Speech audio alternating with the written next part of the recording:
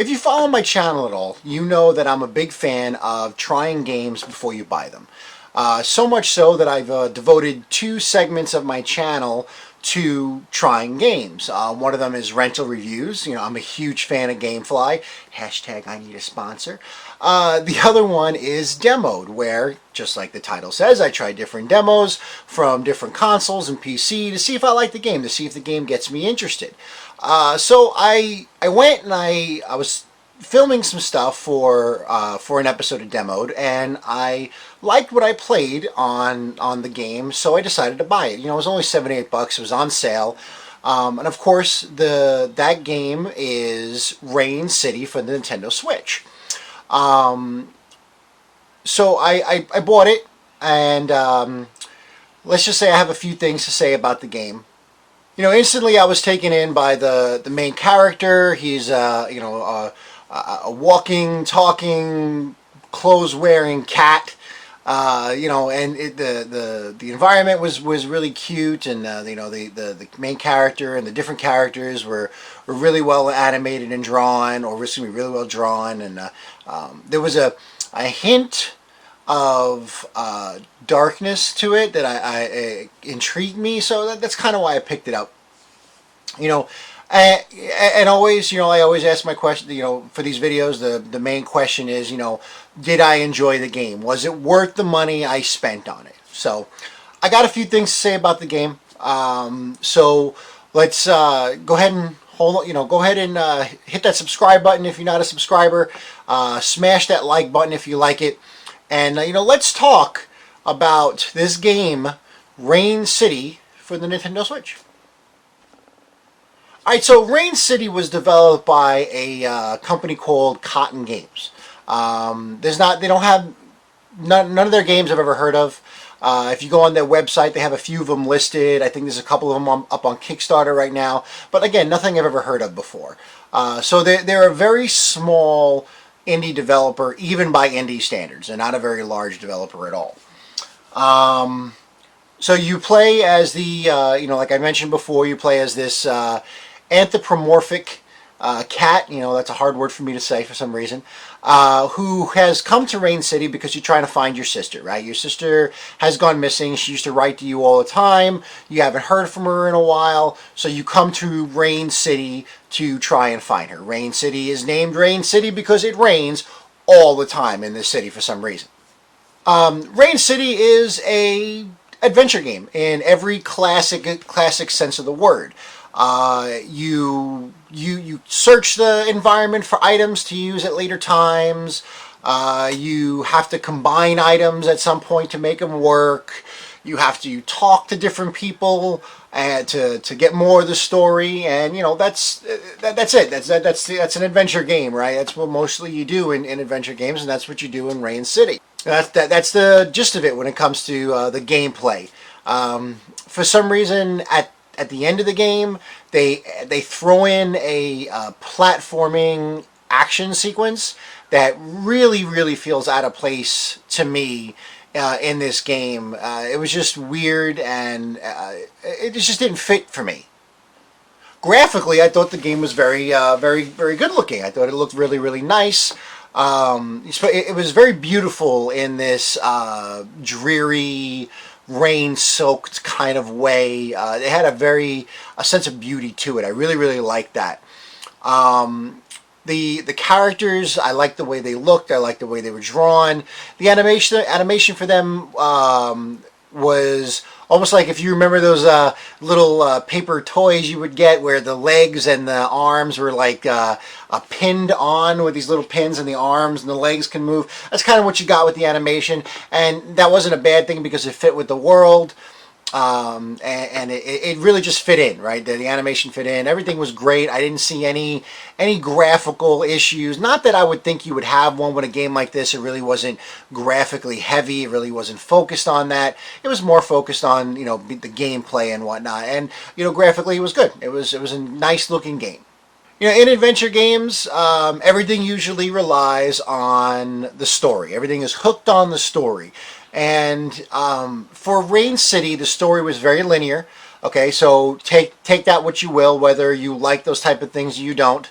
The gameplay was very, very linear. You didn't have a lot of backtracking you have to do, which is a common issue in a lot of adventure games. There's a lot of backtracking to find things that you might have missed. In this game, there really wasn't a lot. It was hard to miss things. They were there, pretty easy to find, and you pretty much knew what you had to do. Sometimes it would take you a couple minutes to get, oh, okay, I got to use that, or I got to get that. You would come across something and you'd be like, okay, I know I have to get all these people out of the room, but how do I got to do that? And you start interacting with all the different things around the environment, and mostly everything you need is in or within that environment, within close proximity to that environment. So it's not a lot of, well, again, not a lot of backtracking, not a whole lot of searching you got to do to figure out the puzzles. Puzzles were generally easy. Now, there was, to me, an imbalance with some of the puzzles. Like right smack dab in the middle, there were a few puzzles that seemed so ridiculously hard that I wanted to stop playing the game. I just didn't like them anymore.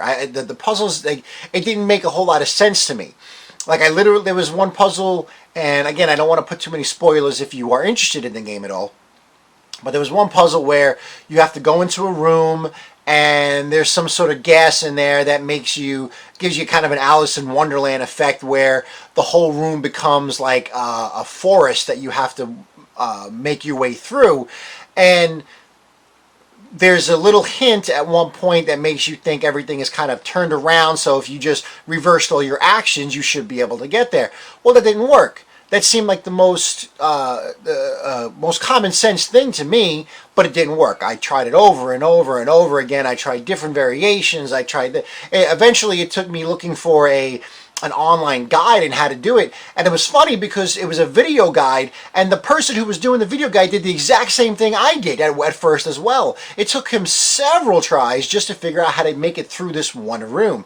Some of the puzzles were just that ridiculously hard, and there was at least one other that I remember being that ridiculously hard. It just didn't make a whole lot of sense to me. None of it made sense. But then at the end of the game, it's where you would expect difficulty to ramp up for these types of games. It doesn't, and it's very easy, and the game abruptly ends like out of nowhere. Now, with the story, again, not giving away too much, there was a big twist at the end. You expect twists and turns in an adventure game.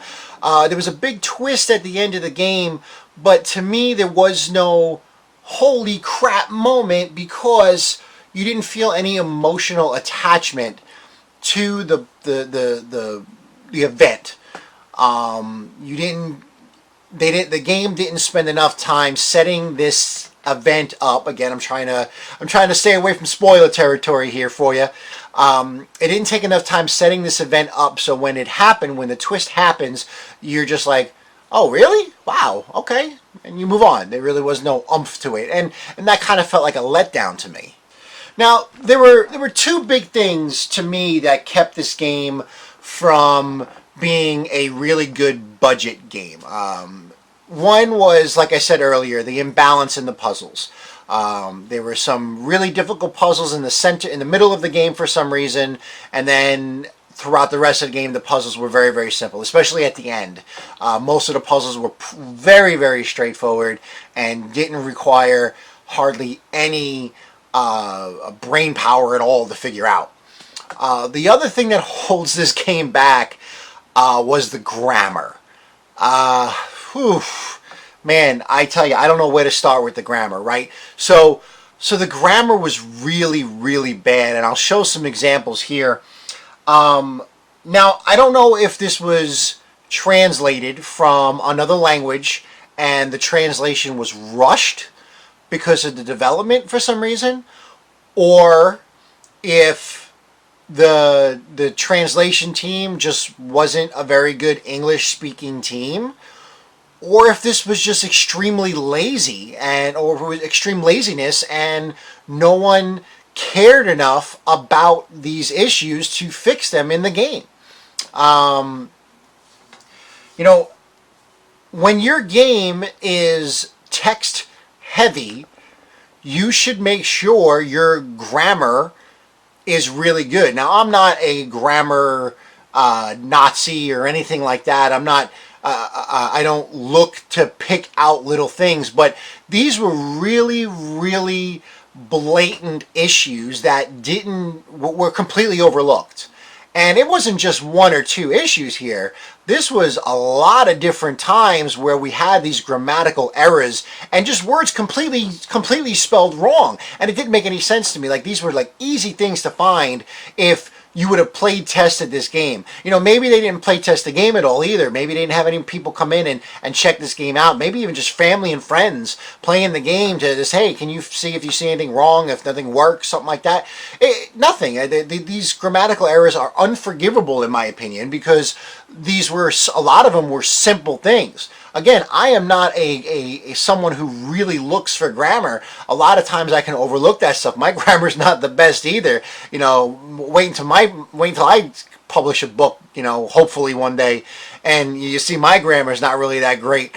But, you know, these things were just blatantly obvious, and it was really hard to get past. What's even more striking to me is the fact that, like I said, I was recording footage for a demo gameplay, and I was playing Rain City for the demo, and during that entire, I don't know, maybe 15 minutes or so of the demo, there was no errors. It was great. Like, it was 5.0, and it felt like the developer was like, okay, we know that this is going to be our demo section, so we need to make sure it's perfect, instead of making sure the whole game is perfect. It seemed like a lazy way to make a game. All right, so final verdict time. What exactly did I think about Rain City for the Nintendo Switch? Rain City has a hard time figuring out what it wants to be.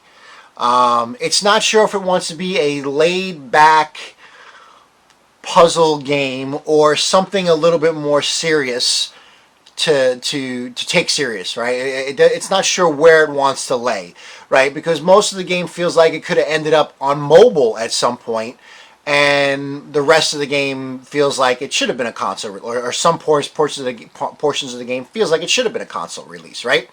So, with the imbalance of the puzzles and the grammatical errors, I have a hard time recommending this game.